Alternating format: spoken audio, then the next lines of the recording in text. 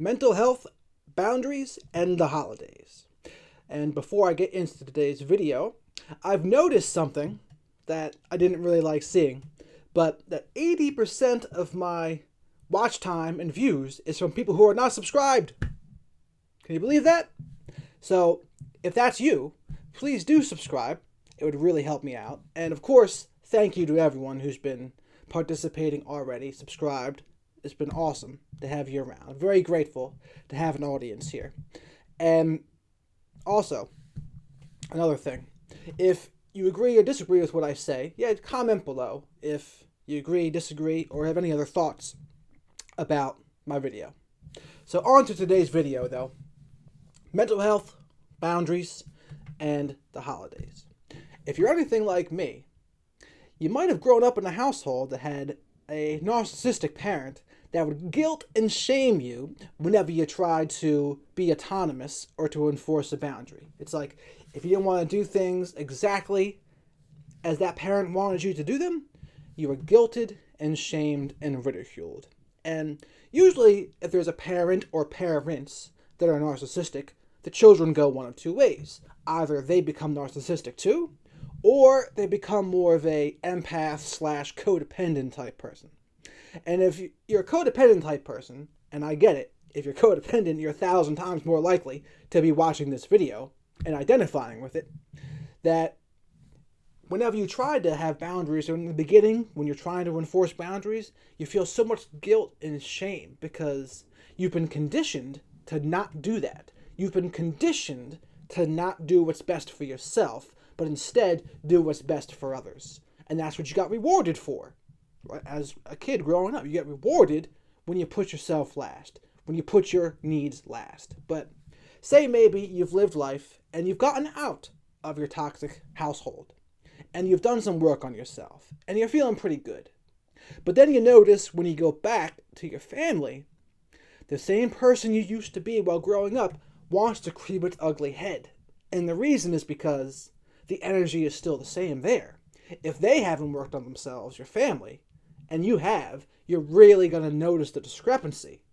And this is where it's going to require us to have strength or radical self-respect, as I like to call it, to enforce our boundaries, own who they are, and don't worry if it's going to make other people upset.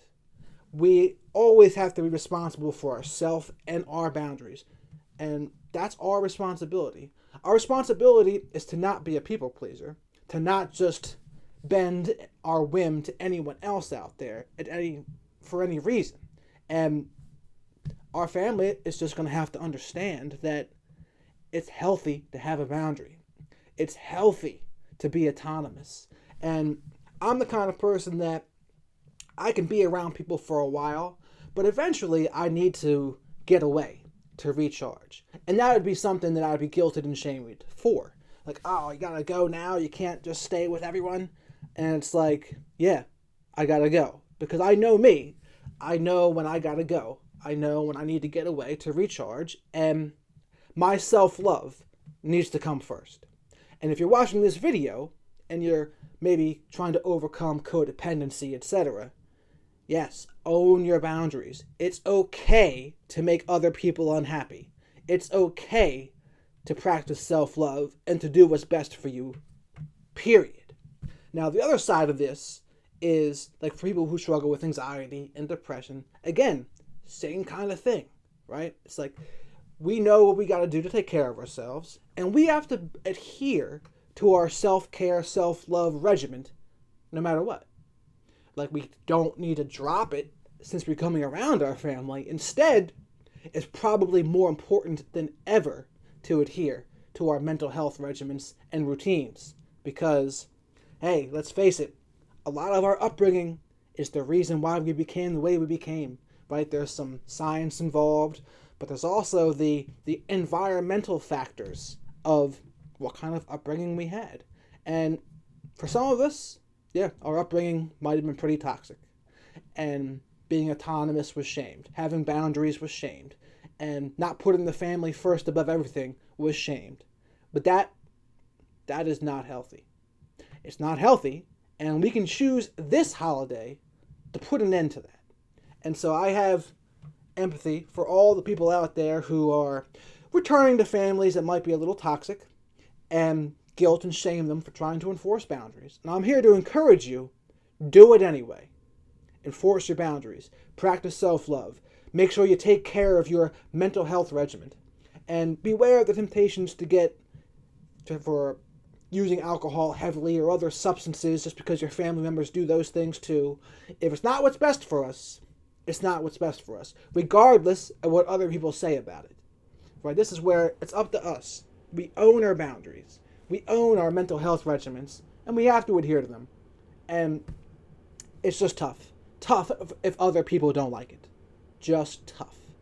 So please share this video with someone else who you think could benefit from needing this. And, no, actually, before I end, one more thing about it.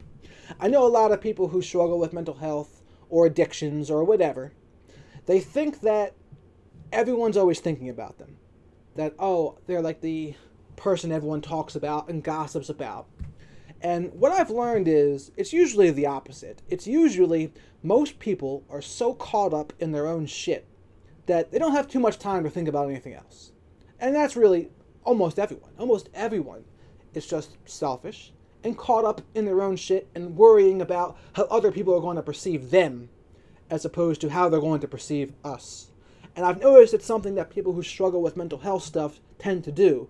They tend to think that other people will think about them more than they actually do. And so I think that's another thing to hang on to here. It's like, hey, people are caught up in their own shit. They're not worrying about us. It's only our responsibility to take care of us. And if they gossip, they gossip. Who cares? We can't be brought down by that either. It's like we have to have a strong enough belief in ourselves to not get brought down by that nonsense. And just know that when people are talking badly about someone, they usually talk badly about people that they think are better than them. Or they're trying to pull them down in some way. So don't let them. All we need to do is make sure that we don't participate in that kind of gossip ourselves, right? To be so busy improving ourselves that we don't have time to criticize anyone else. So that is truly my video for today. Please share this video with someone that you know might have a toxic family or someone who is guilted or shamed when they're trying to enforce their boundaries or be autonomous. So let them know. Encourage them.